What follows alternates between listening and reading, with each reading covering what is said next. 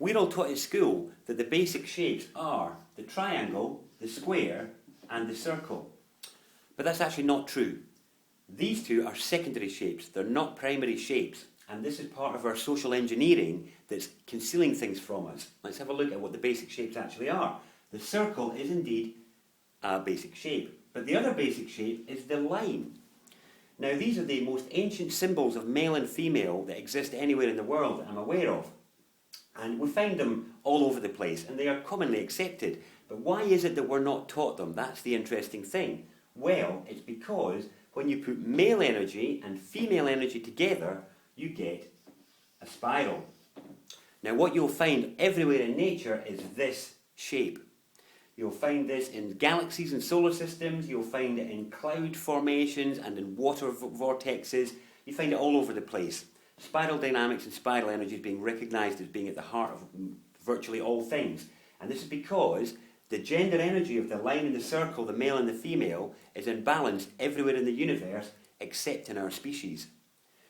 But it has been that imbalance has been engineered in our species. And it's partly to do with this education process. At the heart of every single spiral, you find a shape that we recognise as a character in our alphabet, which is the character G. Now, all over the world, you will find Masonic buildings which will show you the G in the set, square and compass. It's not a very good set, square and compass, but hopefully you get the point. This is actually a symbol of the trapping of the spirit of man. It's a symbol of the trapping of this dynamic, balanced energy. Because the interesting thing about a spiral is that it is dynamic and ever-increasing. It's ever-expanding. For those who would seek to maintain a state, you cannot have a dynamic spiral. What you need is this on its own. What you need is actually to conceal or hide or control the male energy, and then you can have a state, because what you have is a female energy that never has the transformative line energy of the male applied to it. Now, what's happening for each of us in our lives and in our personal development is we're actually all learning how to draw a line again. We're learning how to draw a line of what is acceptable and what is not acceptable. We're learning to draw a line over what we consider to be the correct direction for humanity and what isn't.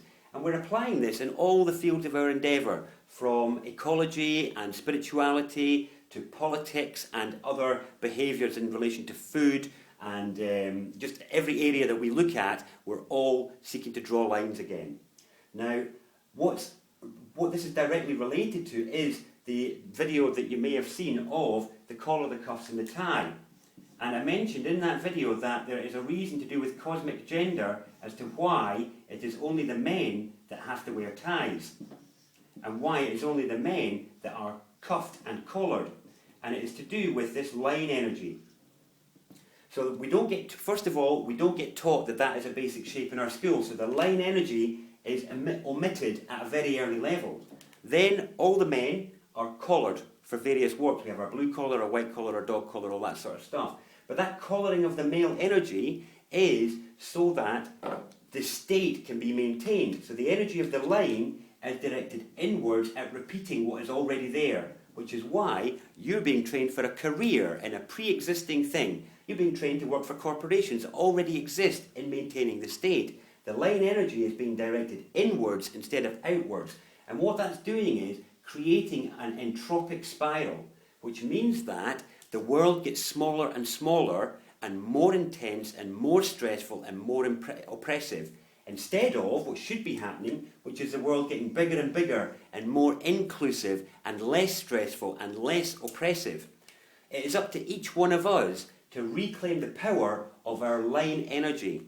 We've got to learn to draw a line again in what we accept from ourselves, what we accept from each other, what we accept from the people that we go by in the street all the time. And every time you let somebody tell a story or describe the world as being a particular way and you don't agree with it, whenever you don't act on that, your line is collared. Your line energy is subjugated. You're giving that person's description of the world authority.